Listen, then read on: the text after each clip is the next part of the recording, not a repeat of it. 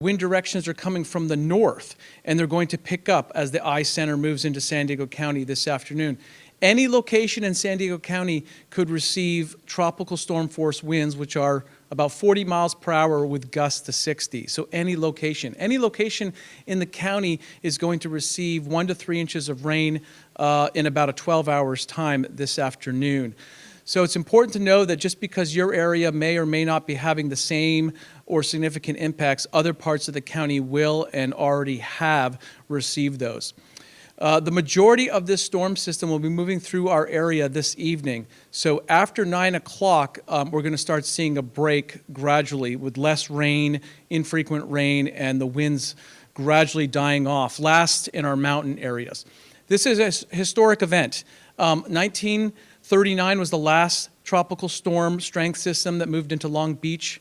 After that, 1997, Nora moved through the Imperial Valley. So this is an event that hasn't happened before in terms of having a tropical storm, that kind of energy, taking a direct hit into San Diego County, so it's something we need to take serious.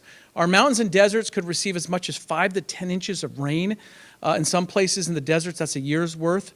Even in the mountains that are used to rain, the normal rainfall in Southern California and San Diego is nothing in August. So a very unusual event unfolding here.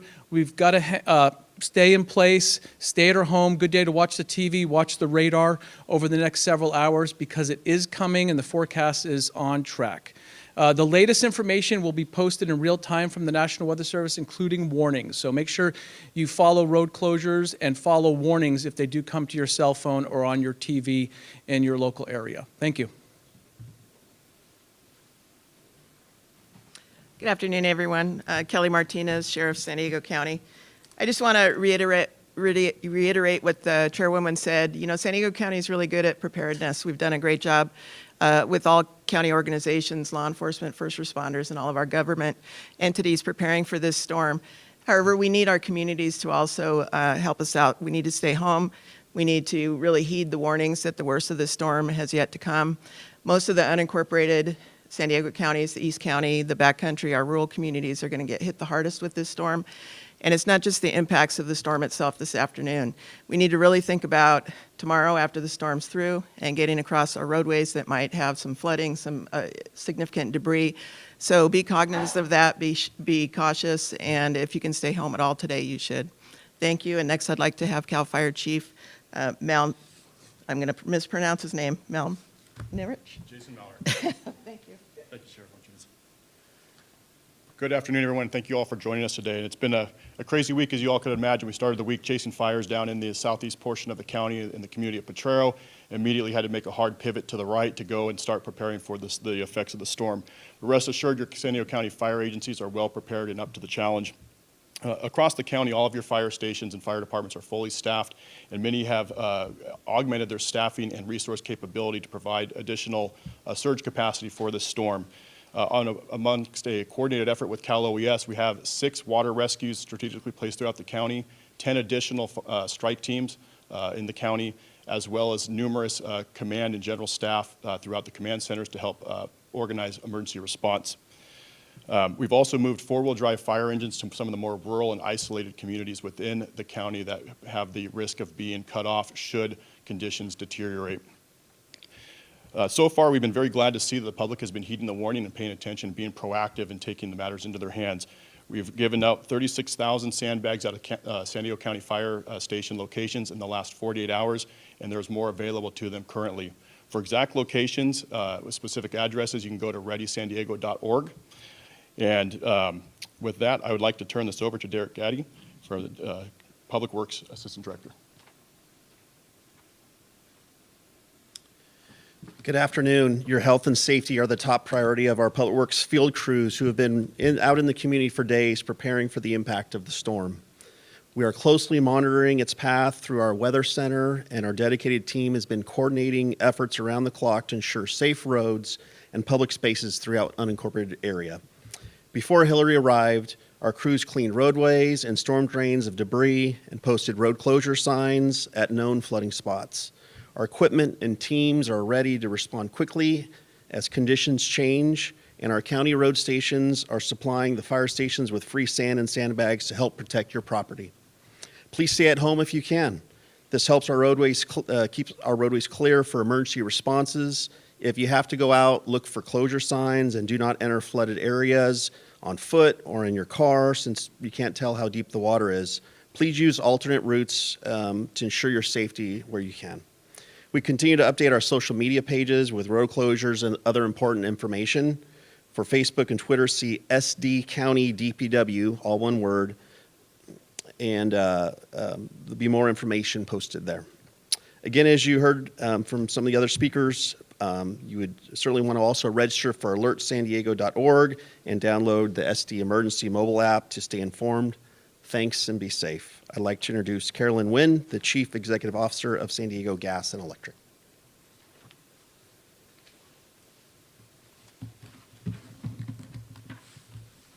Well, thank you, Derek, and thank you, Chair Vargas. I'd like to thank everyone here. Thank you for your commitment and the critical partnership that enable us to work very closely together as we ready our response organizations and the people in our communities. I think it's really important to mention that there's something unique about our region in that there's such a strong spirit of collaboration when you think about whose responsibility it is to prepare and respond to the needs of the people of our community. And at SDG&E, it's because of these events that we've built a capability of our meteorology team that have these advanced capabilities to be able to model and to be able to produce real-time data critical for first responders that we share with a variety of emergency responders, that we share with the cities and counties and all of our customers. Now, our weather team has been tracking and monitoring this along with NOAA and the National Weather Service for the past 10 days. And that has really been beneficial for all of us because it's allowed us time to prepare and to be able to develop plans. And these are unprecedented weather conditions, and I find myself saying that quite often, that we have these unprecedented weather conditions. But it has provided really critical input for our readiness plan. I think the two weather elements that we're most concerned about with this event are certainly the rain and the wind. And the wind too often causes trees and other types of objects and debris to fall into our power lines and become airborne. And I think the rain can saturate grounds and cause the trees to topple. And it's also causing cars to veer off and run into our infrastructure. We've already had some cars run into our infrastructure and cause power outages this morning. I think relevant here, SDG&E's continuing efforts to improve our system resiliency and our reliability, and that's going to help us in this event. Today, over 60% of our system is underground, and we continue to place more lines underground. And also, we are continuing to build more resiliency in our overhead system by replacing our wood poles with more resilient steel poles. I think that's going to serve us well in these more extreme events. And this work will continue to be a priority for us. I think additionally, these heavy rain, it's going to cause flooding, and it has the potential for customer impacts and can impact our capability to respond to these outages. So as we do for these events, you know, SDG&E has been preparing. We have our Emergency Operations Center activated, and we've strategically positioned our field crews to be able to respond, and we've been able to do so to date. We've secured extra crews, extra equipment, and we're ready. We're ready and we're bracing for the brunt of the storm. But I want to be really transparent to our customers and tell you that we're going to quickly and restore power, but it's really going to be dependent on the weather impacts. You know, all the flooding can cause us to not be able to get in and have access to some of these areas. And some of these wind conditions, we may not be able to get our line people up in our bucket trucks because the winds may cause us not to be able to do that. So I really want to make sure that our customers are prepared for prolonged outages. We're hoping we can get to everything and get all customers back on very quickly, but I just want to make sure that the customers are prepared. So I'm going to ask for everyone's patience and understanding as power restoration may take longer than normal. And, you know, with storms, overhead power lines can be caused to drop and fall. So I want to make sure that every customer knows that if a power line is on the ground, do not touch it. Assume that it's got electricity still flowing through it and call 911. Also, if customers are smelling gas, call 911. And, the brunt of the storm is coming, so we are prepared for it. And we have sent direct communications to our customers. Call 911 or call into our call center if you have any questions. We do have an SDG&E app. It's got a breadth of information on it, including where all of the outages are. And we will try to keep our estimated restoration times up to date as best as we can, given the breadth of the number of outages that could happen over the next 24 hours. Thank you, and I'd like to introduce Jeff Toney, the County Office of Emergency Services Director.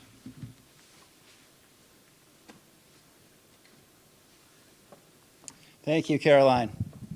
Today I'd like to provide a look behind the scenes at our storm response. As Chairwoman Vargas said, our County Emergency Operations Center is activated at a very high level, and it serves as the hub for regional disaster response and coordination. Many city jurisdictional EOCs are also activated and closely coordinating with us. As with any response, we take a whole community approach, working closely with the National Weather Service, CAL FIRE, the Sheriff's Department, Public Works, but also with the Governor's Office of Emergency Services, Caltrans, 211, Red Cross, the County Office of Education, and many, many volunteer organizations. For safety concerns, many county facilities are closed. Please visit alertsandiego.org for updates. If you live in another city jurisdiction, go to their homepage for updates on their facilities. For all other non-emergency storm information, please dial 211 for updates. It's also very important to register for Alert San Diego. This is our region's mass notification system. Register your cell phone and email for critical updates. In the last 48 hours alone, we've received 35,000 additional registrations. It's also important to download the SD Emergency Mobile application on your smartphone. This has additional updates and resources all in the palm of your hand. We will continue to lean forward to build capacity and capability in our response and our recovery, support our first responders in the field, and protect the public. Thank you for being vigilant, and we'll continue to work hard behind the scenes to get through this storm together. Thank you very much, and I'd like to hand it back to Chairwoman Vargas. So again, I want to say thank you to everyone who's been working hard on this. I want to make sure I emphasize how grateful I am to our county team for staying on top of this and for monitoring this for the last couple of weeks, actually, and to SDG&E for being a true partner in this process as well, and the National Weather Service. And so with that, I'm happy to open it up for any questions that you may have. I want to make sure that we remind everyone, stay home, stay informed, and stay safe, and look at the webpage, right, and sign up to Alert San Diego so you can get timely information. Questions?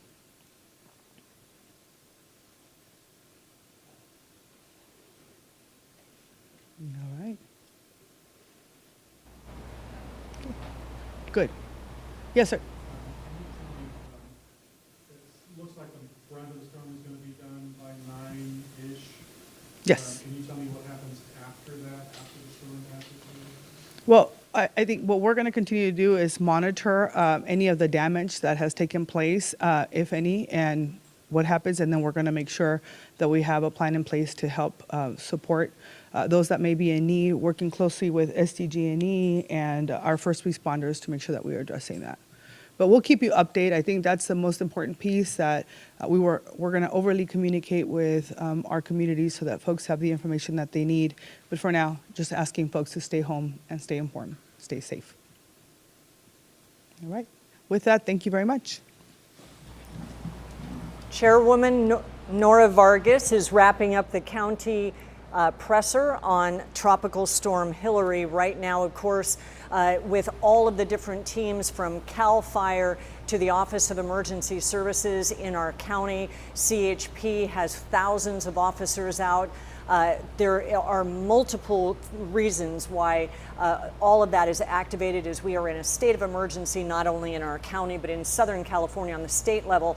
And joining us now is Dr. Pat Abbott. He is Professor Emeritus at San Diego State University. Thank you for joining us on this unprecedented day here in San Diego. And you just heard the county talking about Tropical Storm Hilary. There's rain, there's flash flooding, there's winds, but let's really break it down. What is the most dangerous? Well, for us, we're escaping a lot of it by having the right front quadrant of the storm basically go to the east of the mountains. The main flash flooding and things so far have been there, and I think it reduces overall what we're going to get. So we still have storm surf. We'll be having big waves coming in across the beaches, maybe undercutting some cliffs with some cliff collapses, maybe reactivating landslides, giving difficulty for the railroad tracks, things of that sort. But basically, things are looking good. You know, on the range of scenarios we had to look at, we're on the better edge of it. And you know, another thing that's very heartening here, you hear all these agencies, all these collectively responses, but I tell you how unique that is from Northern California, where Pacific Gas and Electric is responsible for so many of the fires. And it may be too early to bring something like this up, but Lahaina, where the emergency services, they don't even flick on the sirens, must warn people. So we are very fortunate here to have so many agencies coordinating. And you know, even if we escape this without anything real bad, this is a good lesson. Last year, it was Tropical Storm Kay. This year, Tropical Storm Hilary. My comment is, welcome to 21st century California. Warmer oceans mean we're going to be seeing more of these events. They're not going to be being called unprecedented. They're going to be things coming along every few years. And when you talk about that, and then we think about a year's worth of rain, possibly up to 10 inches of rain in Mount Laguna, areas in our mountains, that's an entire year's worth. I mean, the ground can't take that with landslides, rocks, those dangers. Admittedly, you're totally correct there. I was trying to give a big overview sort of a thing. But if we go back to Tropical Storm Kathleen in 1976, it also dropped most of its rain on Mount Laguna. 10 inches of rain in a few hours. That flash flood went off to the east, washed out Interstate 8, destroyed the railroad, which has never been reconnected. So even if the overall region doesn't get hit as hard, there are those pockets. When you look at the screen and you see the concentrations of moisture, and you see those yellow, orangish, red pocket areas, a hurricane, a tropical storm, does not treat every area the same. It's really a collection of thunderstorms spinning around and traveling together. Some areas are hit far harder than others, and I don't know which of those areas here this afternoon and into this early evening, some areas are probably going to get hit very hard. And we've already had the San Clemente issues. How does this play in as well? Well, if one of these heavy precipitation cells happens to go over San Clemente, that landslide, broken up earth, all kinds of entryways for water to get into an unstable earth mass, it's going to begin to move. I doubt they've had enough time to shore it and hold it up. It wouldn't surprise me at all if the Pacific Coaster, the train service, was stopped again. I'm not predicting it, but it wouldn't surprise me. And we talk about 1939 and some of the differences. Tropical storm actually, making land in Baja and heading right through San Diego. Just talk about historically what we've seen. When we look at history here, 1858, we had a sizable tropical storm. It passed offshore San Diego on up towards Los Angeles and died out. Never made landfall, but that's lots of wind, lots of rain, lots of damage in San Diego. 1858. 1939, October the 2nd, that's the only time a tropical storm or hurricane has actually made landfall in California, and it did that on Long Beach. Then we have Tropical Storm Kathleen, which in September 1976 passed along the east side, the main mass on the east side, as we're getting a glimpse of today, and it did its damage primarily to the east. And I know it's early and we're still hours away from some of the main brunt of Tropical Storm Hilary, but you do point out there are some positives. Well, I got to think about what is the major problem from Mother Nature that we have in California? Wildfires, mega fires. Last year we got much of a reprieve thanks to Tropical Storm K, and I'm hoping that the rain we get here from Hilary gets us another season without major destructive fires. Southern Californians, you give them advice today. Yes, this is it's a good learning experience today. We get to understand Mother Nature a bit more, and like I say, a preview of coming attractions, so to speak. Dr. Pat Abbott, thank you for your time. I know you're going to stick around today. So much to talk about as we await the brunt of Tropical Storm Hilary. Right now, we want to go out to Nia Watson. She is at the county press conference right now, and meteorologist Alex Tardy was there talking about exactly when we expect some of this to happen. Nia?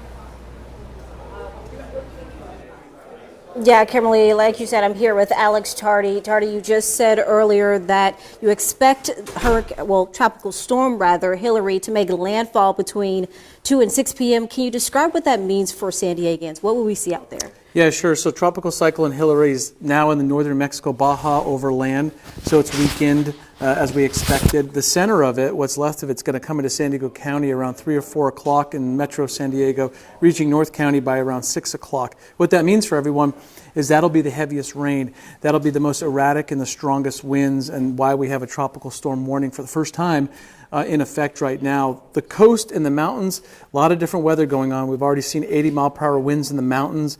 We've seen strong winds on our beaches, and it's been widespread rain, but there's the core of it's coming. Yeah, and so it downgraded, as you said, from a hurricane to a tropical storm, but it's still heavy rain, tropical storm force winds. I know a lot of people here in San Diego aren't used to these types of storms because it's still a threat, right? Yeah, it's still definitely a threat and something extremely rare. I mean, you have to go back to 1939. Tropical storm force winds, so they're 40 miles per hour or greater, not just gusts, but the actual winds in the system moving through San Diego County. And it already got all its moisture and energy days ago when it was a Category 4. It's dumping all that rain over us now with the heaviest stuff coming late this afternoon.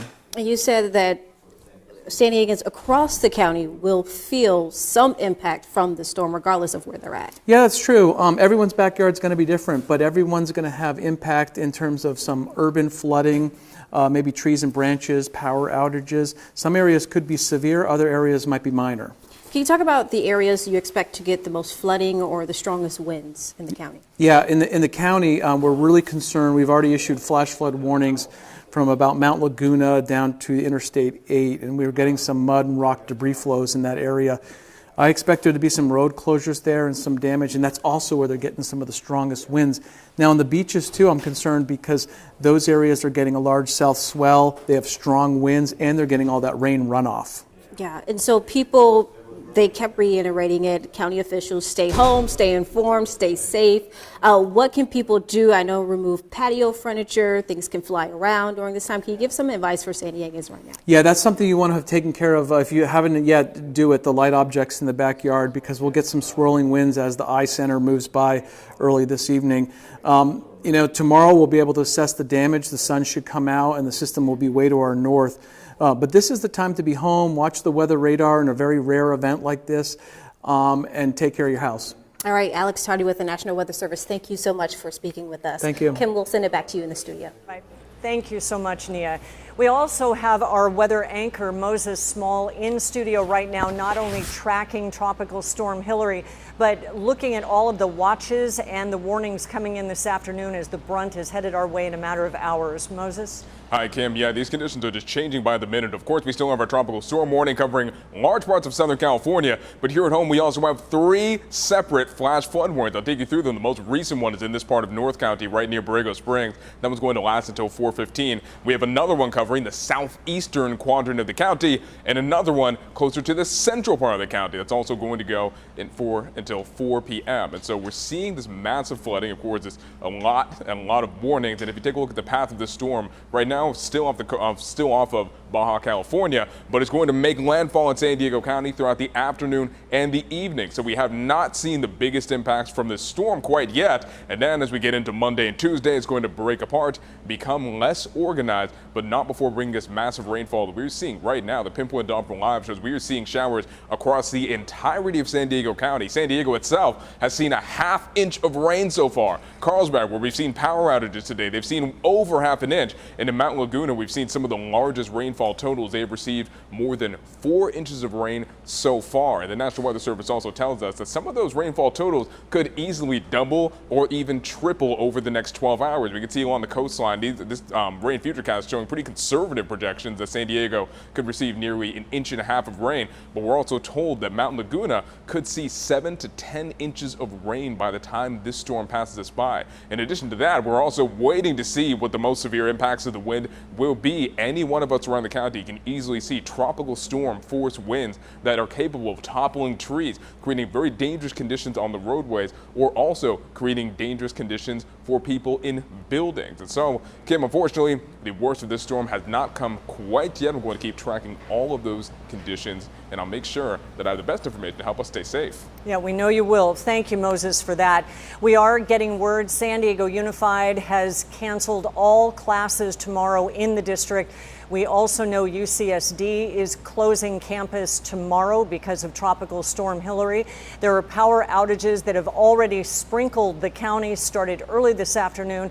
We will only see more of them according to SDG&E, and for that, we have 10 News anchor Jared Aarons joining us now in studio with the details of the power outages we're seeing right now. Jared. Yeah, Kimberly, we just heard from Caroline Wynn, the CEO of SDG&E, about the resources that they have pre-placed around the county to respond to these, but there are a lot to respond to. This is their outage map, and every one of these red dots is a power outage. I want to start with this one in the Del Mar area because it seems to be the one affecting the most people right now. North City West, Torrey Pines, the Fairbanks Country Club area, 1,100 people in Circuit 834 affected, or customers rather, 2,700 on Circuit 830 and 2,300 on Circuit 835. It started at about noon, and they're still figuring out why. But you add all those up, it's more than 6,000 customers across the Del Mar and Fairbanks Country Club area without power right now. Meanwhile, up here in the Carlsbad and La Costa area, this one has been going on for a little more than 2 hours right now, with 1,500 people without power. This one was a lot bigger a little while ago. There were a few different areas in Carlsbad that didn't have power. Some of those, it looks like it has been restored, but that one not yet. An outage from earlier this morning in Vista. Still a few people without power in that area. This one because a car accident caused the outage. So we're not sure yet if that's from hitting a transformer or knocking down a power line, but it just kind of illustrates again why we say stay off the roads, because accidents can have a cascading effect. And in the Carlsbad La Costa area, one more outage that's been going on since 11:42 this morning. 1,900 customers without power. All told, 8,000 to 10,000 customers right now without power across San Diego County. And we are still waiting for the worst of this storm to hit us over the next few hours. A reminder, this is a good time, if you haven't already, to get flashlights and batteries out. Charge your cell phones. Make sure if you have one of those crankable radios to keep on for weather alerts, you have that handy as well. Just be ready, because you never know when or if it's going to hit your area. Kimberly? Thank you, Jared, for that. We want to join Dr. Pat Abbott one more time here as we just look at the effects and the possible effects coming our way. But Tropical Storm Hilary already made landfall in Baja. They are attributing 1 death. Mexico, very different than San Diego in a lot of ways. Tell us about how the danger is really different there south of the border. Well, we benefit from our increased building standard, construction standards. In Mexico, they do a lot of good things there, but in general, there's a lot more, shall we say, self-built homes and structures that aren't quite as well able to handle storms as what we have up here. So with the bulk of that energy, or that is to say the eye of that storm making landfall on Baja California, I think there's going to be a lot of destruction, a lot of problems, because that whole area is being heavily populated, growing all the time, and they're not as well prepared as we are. And so we'll just have to wait and hear exactly what happens. And also on that same note, as it veers north-northwest, yes, it's going to hit San Diego County, and we need to all brace for it. but places like Las Vegas, really now what is in the projected path. Talk to us about some of the other areas as it veers east. Well, you know, for storms like this that come up from the south, that are heading towards the north, they're always affected by the Coriolis effect. Any big system like that is going to tend to want to curve to the right, clockwise. So a lot of these things that are hitting us, these storms usually hit Tucson, Las Vegas areas more than they do us. So it started taking its clockwise turn later, in this particular case with Hilary, so we're getting more of the effect of it instead of having it directed farther inland in the U.S. Here in San Diego, a lot of times people want to see the big swells. They don't realize the rip currents increase in times like this. Just talk to us about maybe some of the rain effects and wind effects might be lessened at the coast. That doesn't mean that it's a safe place to be. Well, the coast is actually a quite dangerous place to be. I mean, with the unsteadiness of our cliffs, with the number of cliff collapses we see throughout the county, different kinds of rocks, different areas throughout, not enough sand on the beach right now, storm waves coming in, eating away at the base of those cliffs. We could easily have some more cliff collapses. And of course, the tendency is for somebody on the beach, if the tide is high or the water level's in, you walk closer to the cliffs. Well, we're having high tides, of course, as always, but we also have storm waves pushing the water in farther, which tends to mean if you went for a beach walk, you would probably be going closer to the cliffs to begin with. And the reaction time of most people is not fast enough. If you hear that rock fall, it falls faster than you can hear and react. And of course, that's why they say in all these emergency warning kind of things, they're trying to save lives. I know people want to get out and experience things, but we'll just say use a lot of caution, understand what's going on, and realize, make sure you know the risks you're taking before you do something. Very good advice. Then let's hop all the way to the far east part of our county, from the coast to the east part of the county, where Laguna may possibly see as much as 10 inches of rain. But we also now just heard from the county, that's why they have teams of search and rescue standing by. They have them pre-positioned all over the county. But that kind of flash flooding also is people need to beware, they need to be proactive. Well, indeed, and the East County is not as well prepared as we are. The civilization's over here. We have the dams, the reservoirs to help us. What's on the east side? When you drive down the mountains, down Interstate 8, out into the desert, that's just raw nature. That's where things were hit so hard back in 1976 with Tropical Storm Kathleen that came in. 10 inches of rain on Mount Laguna, flowing down there, knocking out Interstate 8, the railroad, flowing through the town of Ocotillo, destroying houses, killing people. So that's one of the main concerns now is that rain coming down evenly and steadily. It's when you get that heavy isolated downpour. Mount Laguna may be the epicenter again this time. Flash floods will be going on down below that. And these are real flash floods too. When you're coming down that steep mountainside, those waters are flowing very, very fast. You could look left, look right, think you have time to drive through something and still be caught. The only safe thing to do is not be driving. The statistics on tropical storms and hurricanes in the U.S. in recent years have been staggering, really. It used to be the storm surge was the big killer. The waves coming in and sweeping people off. You can't stand up against the water. Well, we have the warnings now, so people move away from the coast. Then it was the wind. The old saying is, run from the water, hide from the wind. People are advised of the wind, and you can take shelter even inside your house. Where are people dying? They're dying on what the category is called inland flooding.